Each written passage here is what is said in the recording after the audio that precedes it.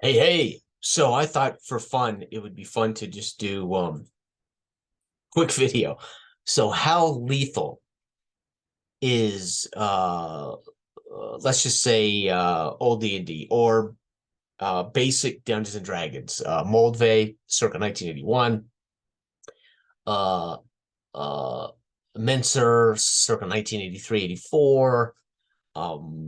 Right. How lethal is it really? Because we talk about it all the time. Well, it's pretty damn lethal, right? So if let's just say, just for the heck of it, your level one fighter gets to roll a d8 for his hit points, his constitution, your average attribute score is going to be 10. So let's assume your fighter rolls a 10. No modifier for his constitution, no negative or positive addition to your hit points. You roll your HP, and of course, the average is D8 is 4, right? Okay. And let's say the average armor's class is 12. That's a 60, what is that, a 60% chance? Let me break up my calculator here. 12 times 5.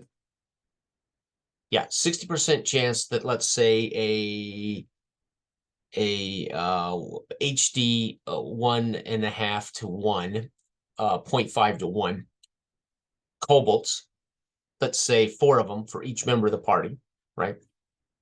So that's a 60% chance that a character will be hit. And let's say they have it's just D6, like Holmes, everything's D6. Let's say it's a D6 sword. That's an average of basically 3 damage. That means they're going to hit that character every other turn, 60% of the time. So let's just say on the first turn they hit him, they do 3 points of damage. He has 1 point left. They miss him on turn 2. Turn 3, they hit him. He's a goner, right? That's how deadly, right? OSE, Holmes, basic D&D 81, basic D&D 83, right? And there is no recourse in those games, like Sundering Shield or complete defensive posture. Those ideas came along later with other games, like AD&D may have some of these choices. But certainly homebrews and tweaks said, wow, there's got to be a way that players can mitigate, right? And that's if the kobold didn't roll under that 60 or that 60% chance, bang, bang, twice in a row, your character doesn't make it out. And that's if the kobolds attack each character one at a time, as opposed to 2 kobolds attacking the fighter, or surrounding the first character, through the door, right? So yeah, it's lethal. There's just no way around it. And even Symbaroum, of course, because your toughness rating for most PCs is going to be 10, unless you make a character with a higher, or you pick a particular trait or something that gives you a kick to your toughness. You're facing, let's say, a rage troll that does 4 points of damage minimum. I think it does 4 points of damage minimum, and that's every turn, right? You don't roll dice for them. They do 4 points every time. The player, if he has armor soak, rolls to soak, and it's generally a D4 for starting players. And so you're okay. You're gonna soak 2. So in a couple of turns, right? Now, Symbaroum, of course, is still less lethal than depending on what you run into, right? But I was just thinking about this. Um, as opposed to a wound system where generally you take a wound and you accrue wounds, only say 3 or 4 hits and then you're dead. So most games have some kind of, at most, or I should say, wound games. You generally accrue wounds, and you're going to suffer so many hits before you're dead. Kind of minimum wounds. Some don't. I mean, some you accrue damage that can push your wound over the top. I think Savage Worlds again has one of these where you can suffer a pretty hefty duty bit of damage that kind of pushes you over the wound threshold, kind of thing. So anyway, but I thought about this. I thought, what, how lethal is it really, right? And so what changes in, of course, D&D is hopefully you become harder to hit. But at some point, let's say you max out your armor class. You are a fighter with plate mail and a shield. That's the maximum armor class you're ever going to have unless you land magical armor or magical shield, which would give you a boost, right?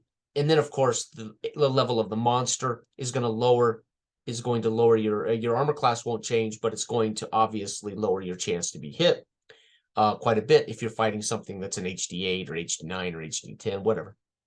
So it's all relative, right? Once I'm in plate mail with a shield, I'm pretty much, even at level 1, I'm pretty much going to survive some minuscule monster encounters, right? Now, if we add that save versus death for a sting or paralysis or turn to stone, right? And again, I'm just referring to, let's say, levels 1 through 3, right? Of course, the thing about leveling up in D&D, why it's so important, is you're going to get more hit points. Well, if you're lucky, if you're not homebrewing it and you really, literally every time you level up, you grab your 2 dice. I'm going to level 2, I get to roll 2d8, and I'm hoping I get at least the 2 averages, 4 and 4, I get at least 8 hit points. But I could get an 8 and an 8, I could get an 8 and a 2, so I only have 10, right? And then hopefully I've got that plate mail and that shield, and I'm looking at a 2 AC on an ascending matrix. They need, most creatures in that HD 4 and below. My fighters got a little bit of chance to at least avoid lots of effects upon his hit points, right? Lots of stress upon him, right? Stress represented abstractly through your hit points, right? Whether that's fatigue or just stress or injuries or light injuries, whatever, until you're suddenly rendered dead, right? You go from alive and kicking to dead, right? So I talk about this because it's what I grew up with, and it's what we play on Wednesday nights in Joth OSE. And I can't deny, I love it. Now, granted, there's a period where you can go through character fatigue, as you might suffer characters dying, right? But again, if you don't attach, you play them authentically, and you don't attach a whole lot to them until you begin to make relationships, you begin to survive, and you try to play smart, you try to play authentic to your character. If you got a stupid character who runs headlong into all danger, you might die quite a bit. Arig, I treated Arig as a 17-year-old kid who was trying to avenge his mother and father. He ran headlong into danger against the Grudge Guardian the first couple of times they encountered him. Always found a way to recognize, I'm not ready for this, and got away before it killed him. But now he's aware of, he's calmed, he still wants revenge, he wants this Grudge Guardian gone, but he's learned. So Arig, I'm role playing as a 17-year-old hothead who's figured out, I'm not ready for this. I'm not capable of this, so to speak. But if he had died in that first encounter, or even the second encounter with the Grudge Guardian, that would have been okay by me, because I played Arig authentically as this angry kid who wanted to avenge the murder of his siblings and his mother and his father. So after 2 successful encounters in which he did not die, not successful in that we beat it so much, but successful in that he did not die, I began to adjust. I began to say, okay, Arig's going to be a little more careful about this. But he's still not a coward, so to speak. Anyway, so I was thinking about this because, I love this OSE, right? Old School Essentials. I really dig this campaign world. I really dig how Todd adjudicates and how he GMs this. I've talked about this before. It's just got a great feel to it. It feels very much like what we were trying to do as kids. It's a great balance between rules as written and a few tweaks to make the game ours. It's our culture of play, our group, and it's fantastic. But I guess the gist of this is, I really like low-level games. I like 1 through level 5, right? Max level 5. I love that range because it stays lethal. And the world feels mysterious and daunting, and you just don't know what you're going to get into. However, that entails, unfortunately, lots of characters dying. So it's not just murder hoboism that we might find in a game like D&D that says, hey, you go out and kill the goblins that have taken root in the farmer's cellar, and the farmer wants them out, so he's going to pay us 5 gold to go get those goblins out of there. We can keep any gold we find or any treasure we find in the farmer's basement. That's old D&D, and you trudge off to do that, with your first sword and your first leather armor and your first shield. and your first spell book, guy with the first spell book standing behind us, and you set off to do this thing, and it's wondrous, it's glorious, and it is how it is what the system. And so there's some murder hoboism on the system, of course, supports that. The system, of course, very often that's what it is. But at the same time, you are incredibly vulnerable. So the key to the counter to murder hoboism is if you keep doing it, you're going to die. If you want to play that way, you will die.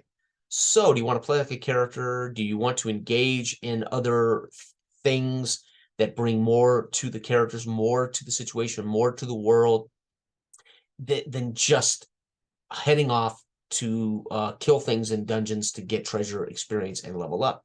So you can diversify the open world sandbox campaigning by just knowing your character is human.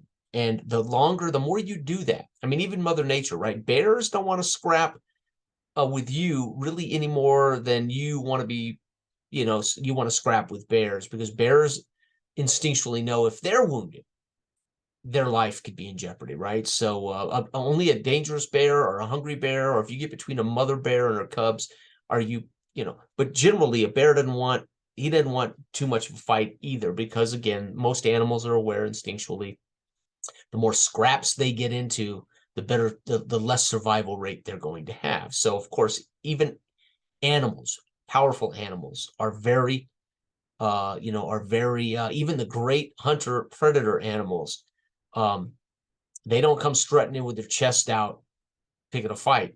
They're ambush predators generally, like the king of the jungle, right? Even he wants to get the weakest, what are those damn things called? The water buffalo, right?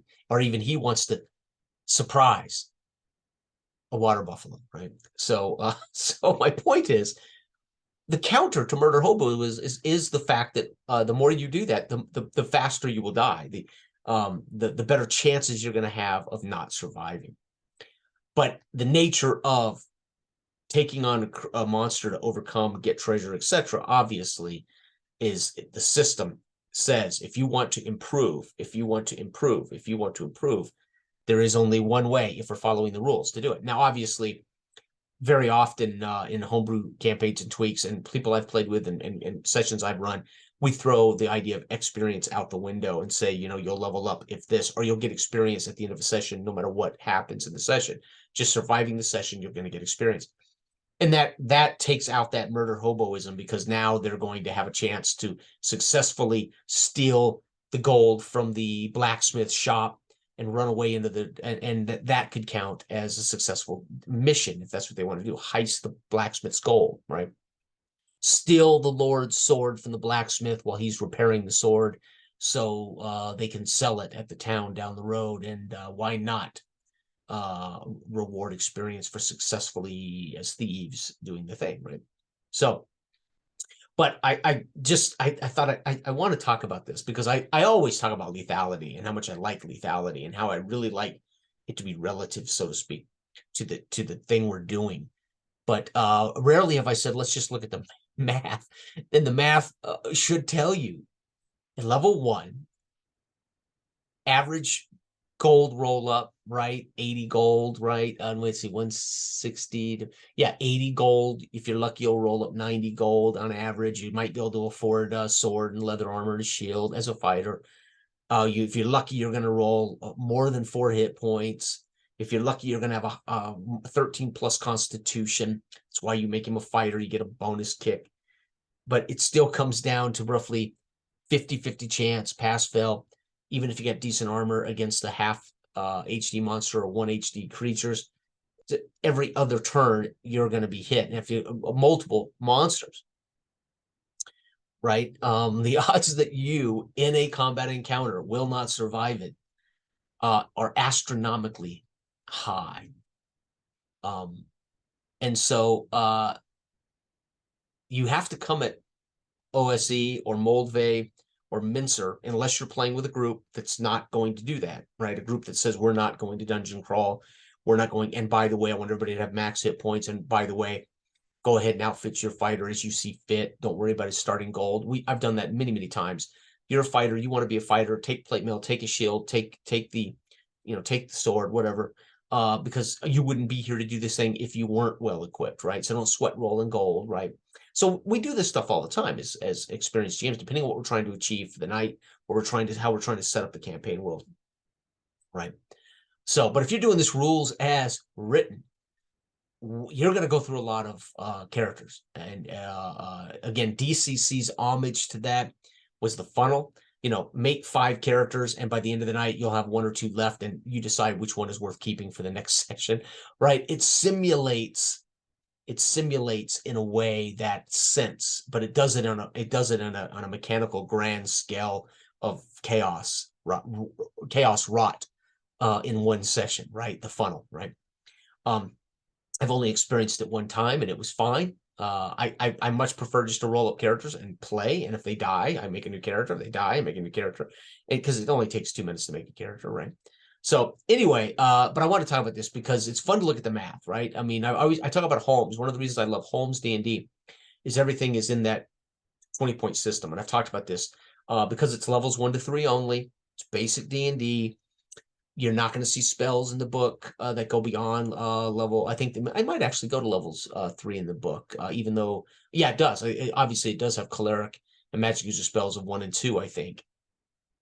But every creature in the book fits in that D20 formula, right? The dragon, I think, is an HD 10 or something. I can't recall, so don't hold my feet to the fire on this. But the point is, so if you got to level 3 and you were just playing Holmes as the complete edition, and you would need your 3 party members, you have 4 of you at level 3, and you would hire an army of retainers to take on the dragon. And that, I love that. I love Holmes, where the dragon is in that world, but you are not ever, as a group of 3, going to take on the dragon on purpose, right?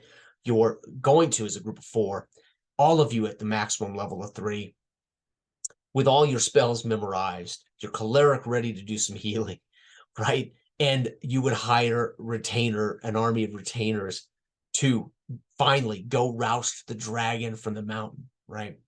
And there's going to be a lot of people die probably before you roust the dragon, if anybody survives, right? And I like that. I like the dragon being the thing you really don't want to mess with, right?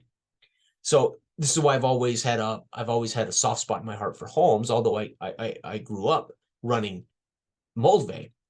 Holmes was the first book I ever saw. It was the first box that I ever saw, and I loved it, and it was kind of above my head. But as an adult, getting Holmes later and going, holy cow, I love that everything fits in this 3-level window, and the 20 pips on the D20 die, the attack matrix charts, dexterity as your initiative. Holmes is it's almost the perfect basic D&D.